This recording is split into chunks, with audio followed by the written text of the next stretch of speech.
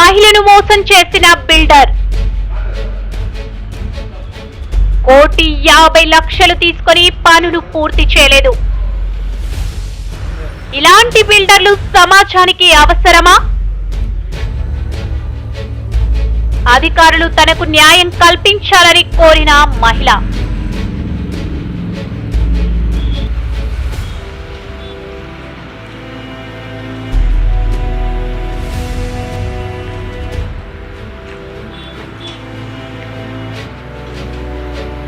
अस्सलाम वालेकुम नाज़रीन, मैं नुमाइंदा इरफान भोदन से। आज हम आपको बताने जा रहे हैं एक बिल्डर के बारे में जो कि एक ख़वातीन के पास से 1,50,00,000 रुपये लेके उनके काम को अंजाम नहीं दिए। ये जो डॉक्यूमेंट्स हैं मेरे हाथ में, ये इसी बिल्डिंग के डॉक्यूमेंट्स है और इसी के बिल्डिंग की तामीर के लिए जो पैसे लिए थे उसके बारे में आज हम बात करने वाले हैं।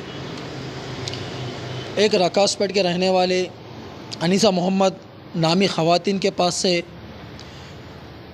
राहिल कॉलोनी के रहने वाले जावेद नामी बिल्डर और उनके साथी फैज़ुर रहमान जो कि इंजीनियर है और उन्होंने नक्शा बनाने का काम को अंजाम देते।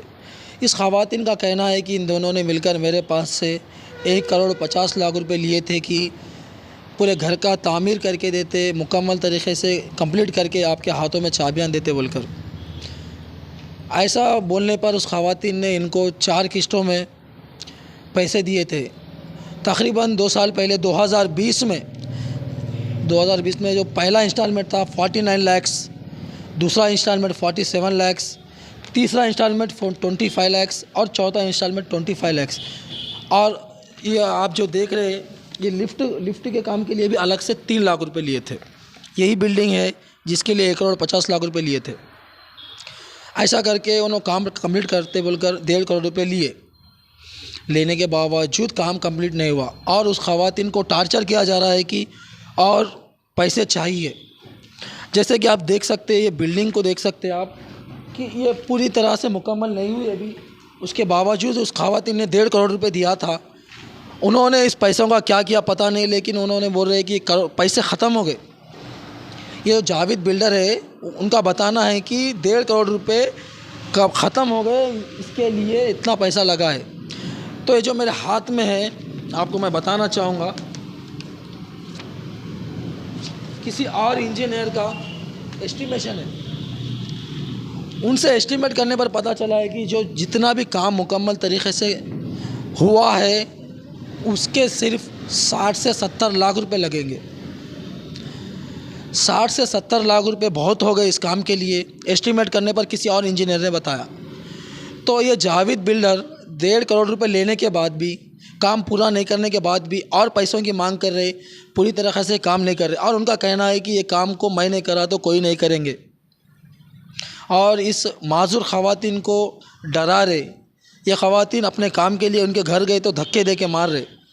ये कहाँ का इंसाफ है? ऐसे बिल्डर्स के पास लाइसेंस है या नहीं है नहीं मालूम। इन लोगों की तरफ से सोसाइटी में गलत मैसेज जा रहा है कि सारे बिल्डर्स एक जैसे हैं। तो मेरी ये जो ज़िम्मेदारान हैं उनसे अदबन गुजारिश है कि ऐसे बिल्डर्स के ऊपर सख्त कार्रवाई की जाए और ये जो ख़वातीन है अनीसा मोहम्मद नामी, इनको इंसाफ दिलाया जाए।